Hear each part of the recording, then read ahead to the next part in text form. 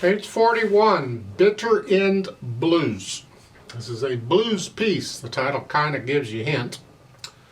It's in the key of F major. It's got one flat and a bunch of accidentals. Well, blues usually has a bunch of accidentals.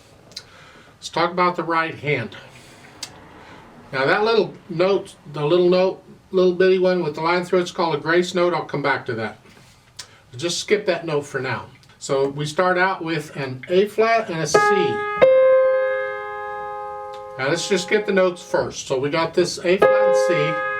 You're going to hold the C down, and then the F is by itself. And do that again, because it's still an A flat. That flat is good for the whole measure. Next measure is the same thing. 1 and 2 and 1 and 2 and 3 and 4 and, because of the tie. And again, if the tie's messing you up, just take it out and play all the notes.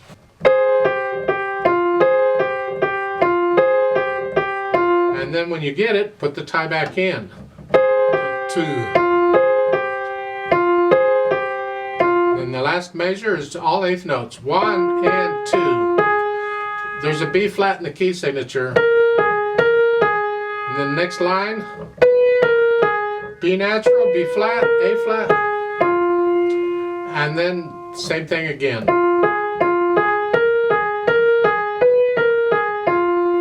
Third line, I recommend a 2 on the B flat.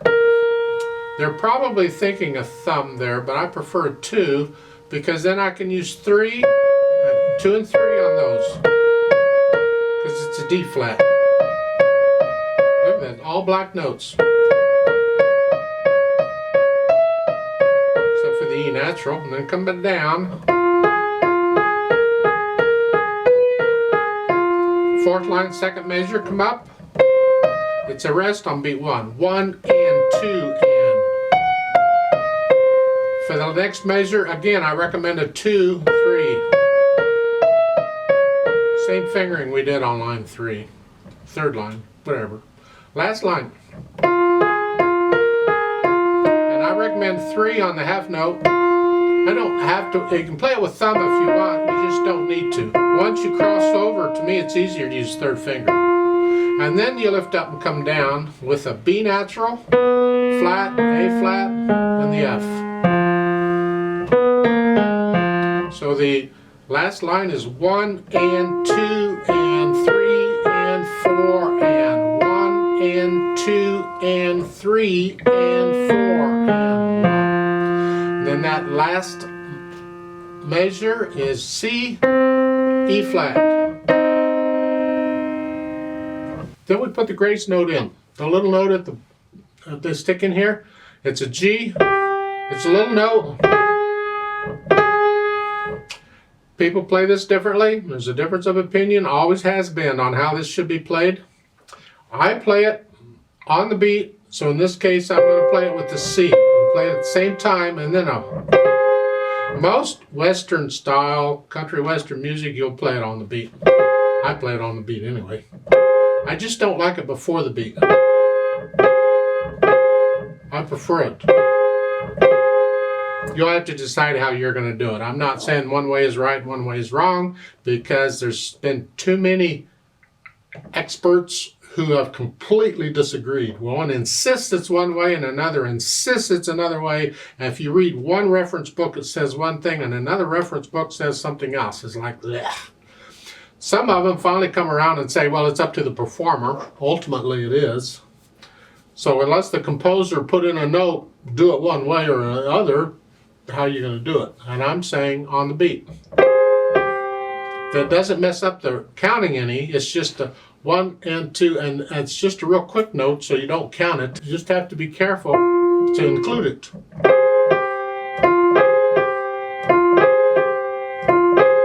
It takes a little practice. Go slow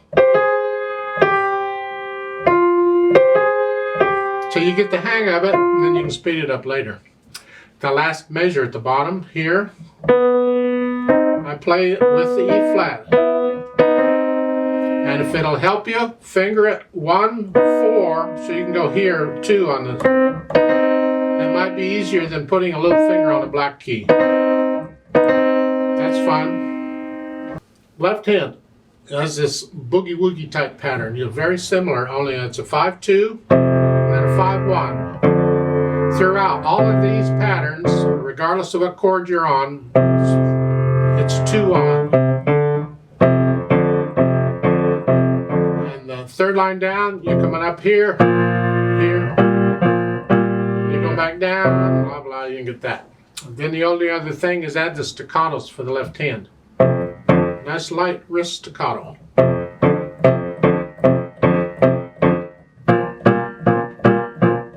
Keep it soft because it's the right hand we want. It's the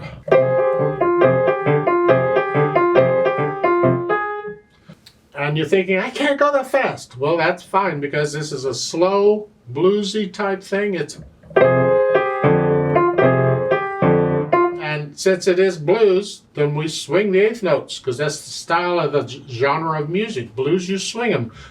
Instead of counting 1 and 2 and 3, you count 1 and 2 and 3. You feel this swing.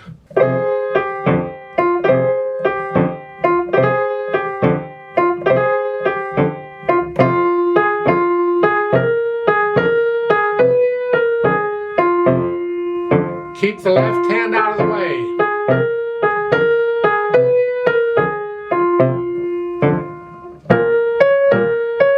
So you just feel it real slow and easy go on. Do it one hand at a time for a while if you have to. 1 and 2 and 3 and 4 and 1 and 2 and 3 and 4. Then eventually you put in the dynamics, and the dynamics really are suggestions.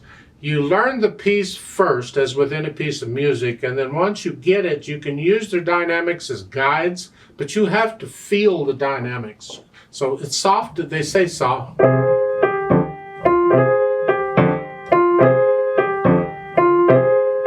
then a little louder, that's the right hand, it's the melody. You keep the left hand really soft throughout the whole piece. And I tend to crescendo that, I feel that.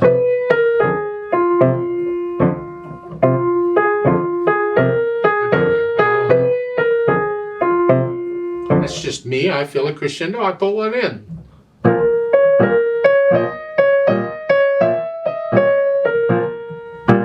And then back down. So the dynamics are feeling. And the fourth line down, second measure, it says loud. A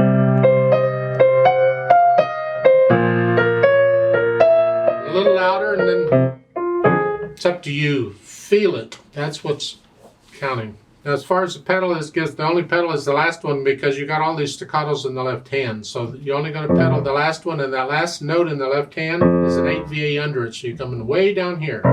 So it's here. So the F, the B, and the E flat together. Like so.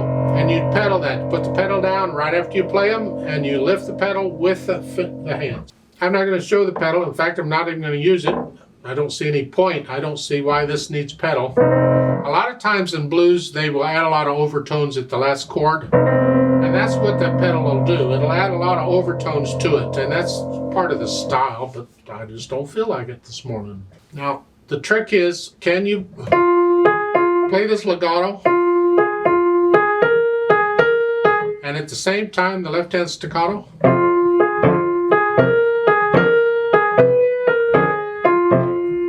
Takes practice, and it's good practice. This is good for you. Again, it goes back to working on the scales.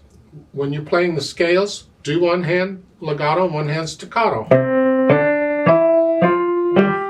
And then reverse it.